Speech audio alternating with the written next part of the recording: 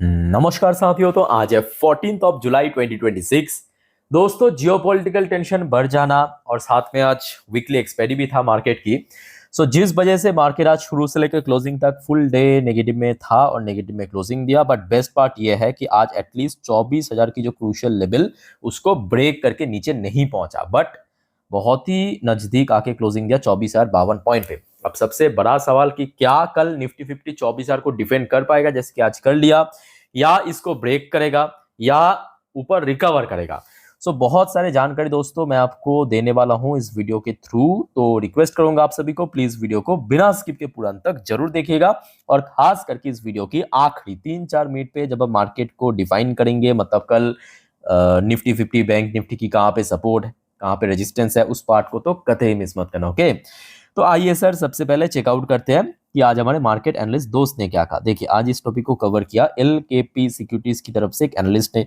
अच्छा, आज क्योंकि शुरू से लेकर क्लोजिंग तक वीक था मार्केट, जिस वजह से अब इन भाई साहब ने कहा कि नीचे की तरफ जो सबसे वाइटल लेवल है 23,950, कल तक कह रहा था 24,000, आज कह रहा है 23,950। बट इस लेवल अगर क्रॉस कर गया तो काफी नीचे तक जा सकता है।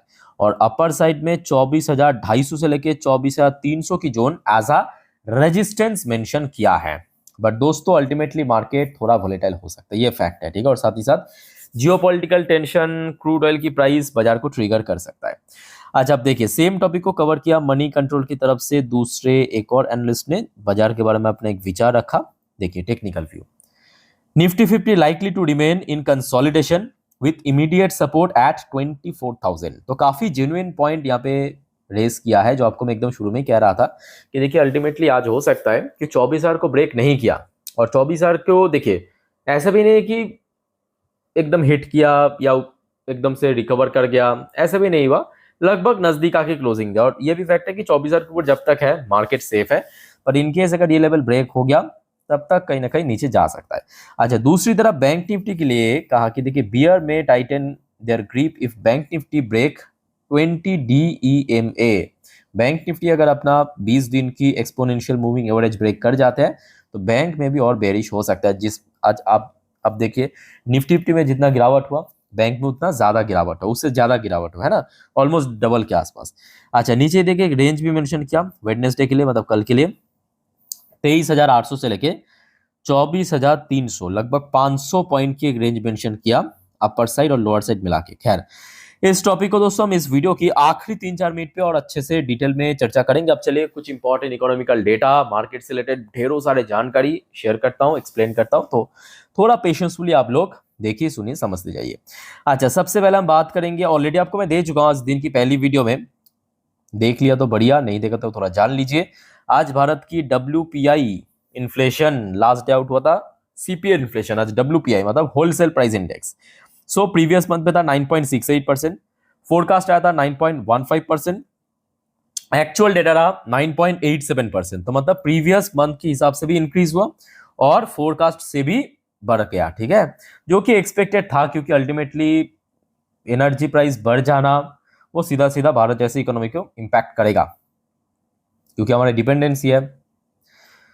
अच्छा, आज शाम को यूएस की CPI इन्फ्लेशन डेटा आउट हुआ, और यूएस की जो CPI इन्फ्लेशन प्रीवियस मंथ पे था 4.2%, फोरकास्ट आया था कि इस बार थोड़ा ड्रॉप हो सकता है। एक्चुअल डेटा दोस्तों बहुत ही बढ़िया रहा 3.5%, तो मतलब प्रीवियस मंथ से भी थोड़ा गिरा है और फोरकास्ट से भी कम हुआ है। तो ये मैं कहूंगा एक अच्छी संकेत है यूएस इकोनॉमी या यूएस मार्केट के लिए, इवन भारत मतलब पूरे दुनिया के लिए एक अच्छी संकेत है। क्यों पता है? क्योंकि लास्ट FOMC मीटिंग में हमने देखा था फेडरल रिजर्व की जो प्रेजेंट चेयरमैन है केविन वर्श ने कहा था कि महंगाई के ऊपर बेस करके हम डिसाइड करेंगे अगले FOMC मीटिंग की डिसीजन। समझ आ रहा है बात? तो अभी देखिए आज की डेट में एकदम फ्रेश इनकी स्टेटमेंट आया है based on CPI inflation of US. Federal reserve chairman Kevin Warsh से Fed has no tolerance for elevated inflation. तो हम कोई टॉलरेंस नहीं करेंगे अगर इन्फ्लेशन और ज्यादा बढ़ गया तो यहाँ पे दोस्तों देखिए इनकी बातों से एक मिक्स्ड हिंट मिल रहा है। मिक्स्ड हिंट कैसा? क्योंकि इन्होंने लास्ट FOMC मीटिंग जो हुआ था आपके जून के आई थिंक की सेकेंड वीक में, इन्होंने कहा था कि अगर इन्फ्लेशन बढ़ गया तो हमें रेट हाइक करना पड़ेगा। अब दोस्तों बढ़ा तो नहीं है, प्रीवियस मंथ के हिसाब से रिड्यूस हुआ, फोरकास्ट से भी कम हुआ, तो मतलब एक्चुअली घटा है ना, एक्चुअली घटा है। तो मतलब इस बार रेट हाइक करने का चांस बहुत कम है, जो कि होगा अगले एफएमसी मीटिंग शायद जुलाई की 4th वीक में, लास्ट वीक में, ठीक है। सो जिस वजह से थोड़ा सा मिक्स्ड हिंट मिल रहा है। अब ये क्यों पूरे दुनिया के लिए सही है, पहले समझिए। क्योंकि अगर रेट हाइक हो गया तो सारा का सारा निवेश कहां पे चला जाएगा, यूएस की बॉन्ड्स पे पहुंच जाएगा, बॉन्ड्स यील्ड की स्ट्रांग हो जाएगा, डॉलर और स्ट्रांग हो जाएगा। तो अगर रेट हाइक नहीं किया तो बॉन्ड आज जहां पे है उसी लेवल पे रहेगा, उसके साथ साथ गोल्ड और सिल्वर में गेनिंग होगा। वो जो लास्ट मंथ पे गोल्ड और सिल्वर पे मैसिव ड्रॉप हो रहा था, इसी वजह से हो रहा था। समझ आ रहा है बात। तो ये मैं कहूंगा एक पॉजिटिव सिग्नल है मार्केट के लिए भी, इवन वर्ल्ड इकोनॉमी के लिए भी। आज उसके बाद आ जाइए भारत की एक और इंपॉर्टेंट इकोनॉमिकल डेटा, भारत की net direct tax collection data out हुआ है। 13 जुलाई तक की डेटा है, मतलब लास्ट डे तक की डेटा है। लगभग 6.5 लाख करोड़ की कलेक्शन हुआ है, जो कि ईयर ऑन ईयर बेसिस पे 16.4% की जंप हमें देखने को मिला नेट डायरेक्ट टैक्स कलेक्शन में, ठीक है। अच्छा नेक्स्ट देखिए एक और इंपॉर्टेंट रिपोर्ट, ये भारत की इंडस्ट्री बॉडी की तरफ से रिपोर्ट पब्लिश किया है। Global semiconductor manufacturing equipment sale to reach $165 billion in 2026, it's a huge. और ये दोस्तों बहुत लोग ना, मैं देखता हूँ कि इग्नोर करते हैं ये जो सेमीकंडक्टर, एआई, डेटा सेंटर। मैं कितने बार आप लोगों को कह चुका हूँ, बेस टेक्नोलॉजी, इसको थोड़ा सीरियसली लीजिए। इस सब सेक्टर बहुत तेजी से ग्रो कर रहा है और आगे भी करेगा, डोंट वरी। अच्छा नेक्स्ट रिपोर्ट आ रहा है आपके रेउटर की तरफ से, Citi and others dial back India rate hike calls as inflation expected to stay moderate. अब दोस्तों यहाँ पे देखिए, हो सकता है कि अभी यूएस की इन्फ्लेशन गिरा है जून पे, जो आज मैं आपको दिखाया, बट भारत की इन्फ्लेशन की बात करें, लास्ट डे आपने देखा होगा सीपीआई इन्फ्लेशन भी बढ़ गया, फोरकास्ट से भी थोड़ा ज्यादा हुआ ना। और आज डब्ल्यूपी इन्फ्लेशन अब देखिए वो भी थोड़ा सा बढ़ गया और ज्यादा, है ना। सो जिस वजह से सिटी ग्रुप के साथ साथ और भी कुछ ब्रोकरेज फर्म ने फोरकास्ट किया है कि शायद अगले एमपीसी मीटिंग में आरबीआई रेट हाइक कर सकते हैं। और रेट हाइक अगर हो गया, कहां पे स्ट्रेस आएगा, भारत की बैंक पे, याद रखना, ठीक है। By the way next report मैं कहूंगा एक इंडिविजुअल कंपनी के लिए बहुत तगड़ा अपडेट है। ये आज रात की बस 1 घंटे पहले की अपडेट है। एथेर एनर्जी, मैं आपको कह कह के थक गया कि इस कंपनी को प्लीज मिस मत करना भाई, ये फ्यूचर कंपनी है, ठीक है। हीरो मोटोकॉर्प डिसाइड किया कि हम एथेर एनर्जी पे 1000 करोड़ की निवेश करेंगे। और कल दोस्तों तैयार हो जाइए, एथेर एनर्जी की शेयर अगर आपके पास है, वैसे है कि या नहीं है कमेंट करके जरूर बताना। ये आज रात की अपडेट है, 9:18 की ताजा अपडेट मैं आपको दे रहा हूँ। और एथेर एनर्जी ने दोस्तों ह्यूज प्रोडक्शन की ऑलरेडी अनाउंसमेंट कर चुके हैं, क्योंकि ये जो ऑयल प्राइस बढ़ रहा है, पेट्रोल डीजल की भाव बढ़ रहा है, सीएनजी की भाव बढ़ रहा है, उसका बेस्ट ऑल्टरनेट है इलेक्ट्रिक व्हीकल्स। और आप लोगों ने भी दोस्तों, मैं प्रैक्टिकली कह रहा हूँ, प्रैक्टिकली नोटिस किया होगा कि रोड पे ना आज की डेट में ये जो इलेक्ट्रिक स्कूटी वगैरह, इसका नंबर्स बहुत बढ़ चुका है, तेजी से बढ़ रहा है, क्योंकि लोगों को भी पता चल रहा है कि भाई पेट्रोल डीजल एक तो महंगा हो रहा है, ऊपर से इथेनॉल वाली दिक्कतें हो रहा है, इंजन प्रॉब्लम, है ना। तो उससे बेस्ट ऑप्शन है भाई हम इलेक्ट्रिक व्हीकल्स खरीद ले, मतलब इलेक्ट्रिक स्कूटी खरीद ले, उसमें कोई झंझट नहीं है, ना इथेनॉल की झंझट है ना प्राइस की झंझट है ना। एक बार चार्ज करो, चलाओ जितना रेंज है। तो जिस वजह से दोस्तों मैं प्रैक्टिकली कह रहा हूँ कि ये लगातार डोमिनेट कर रहा है, मतलब मार्केट में लगातार इसका मार्केट शेयर बढ़ रहा है। अच्छा नेक्स्ट रिपोर्ट देखिए थोड़ा एफटीए के ऊपर, फ्री ट्रेड एग्रीमेंट के ऊपर। भारत और Maldives conclude first round of FTA talk. तो एफटीए दोस्तों हो सकते हैं भारत और मालदीव्स के बीच, मेक प्रोग्रेस अक्रॉस की नेगोशिएशन एरिया। चलो बढ़िया, अभी तक तो हुआ नहीं है, बट अब देखिए बहुत जल्दी हो जाएगा। अब यहाँ पे दोस्तों एफटीए की जब बात हो रहा है, अब यहाँ पे दोस्तों पक्का खबर आ चुका आज रात में, भारत और यूके के बीच जो एफटीए साइन हुआ था पिछले साल 2025 में, वो इफेक्ट में आने जा रहा है कल से। India UK trade pact come into force on Wednesday, मतलब कल से।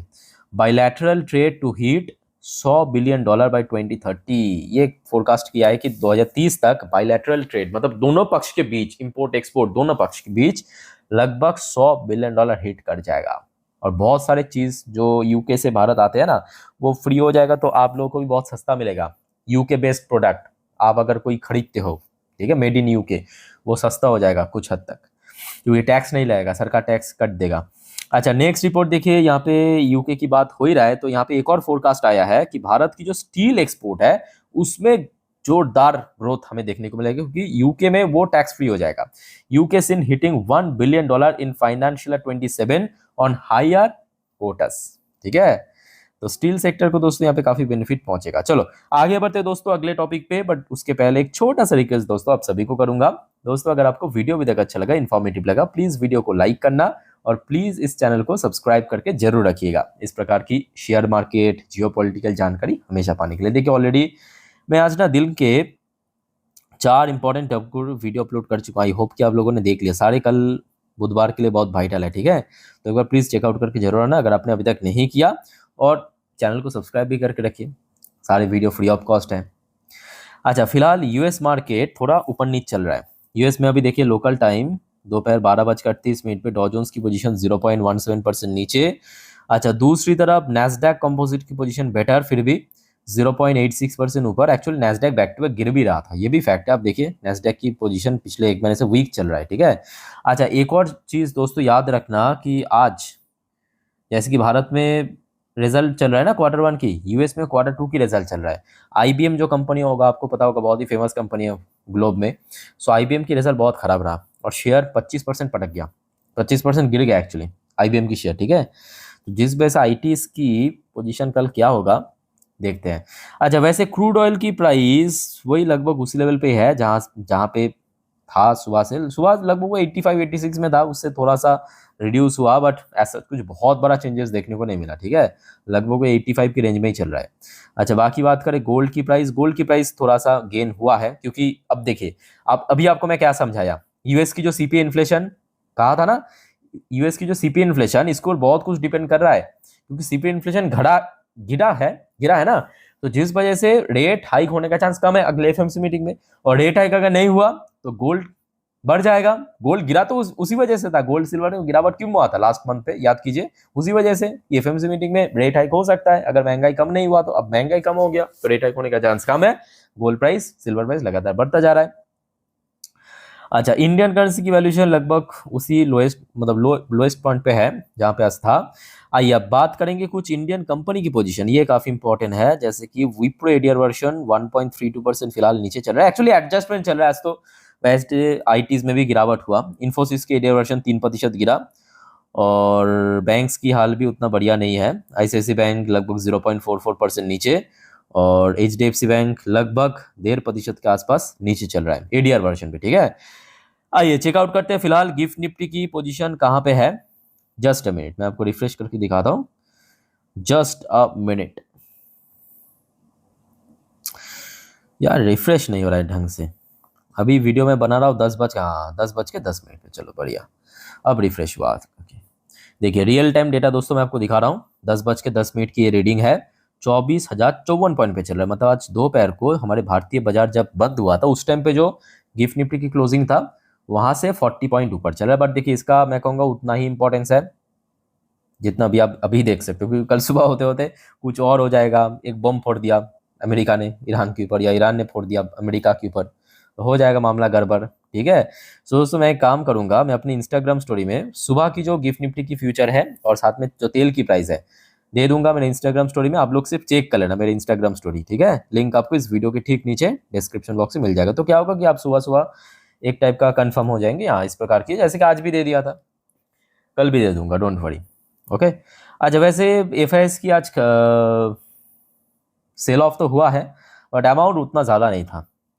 739 करोड़ की शेयर आज एफएस ने बेचा है। देखिए एफएस खरीदना चाहते हैं, बट प्रॉब्लम यहाँ पे है कि खरीद नहीं पा रहा है जियोपॉलिटिकल टेंशन की वजह से बेसिकली। अच्छा, डीआईएस ने आज खरीदा है 2,927 करोड़, बट कोई फायदा नहीं है, एफएस की खरीदने से फायदा मिलता है। ठीक है, अच्छा वैसे TA35 यानी इजराइल की टॉप इंडेक्स आज 0.69% पॉजिटिव में क्लोजिंग दिया। अच्छा वैसे दोस्तों एक और बात याद रखना, बहुत सारे जियोपॉलिटिकल अपडेट के ऊपर भी कुछ मतलब अपडेट्स है जिसको हम नेक्स्ट वीडियो में चर्चा करेंगे रात की 12 बजे की वीडियो में। ठीक है सर, अगर आप जल्दी सो जाते हो कोई दिक्कत नहीं है, सिर्फ आप चैनल को सब्सक्राइब करके रखिए और सुबह उठ के चेक जरूर कर लेना। वैसे तो आज रात में सेमीफाइनल भी है फीफा की, बहुत लोग जाग दे ना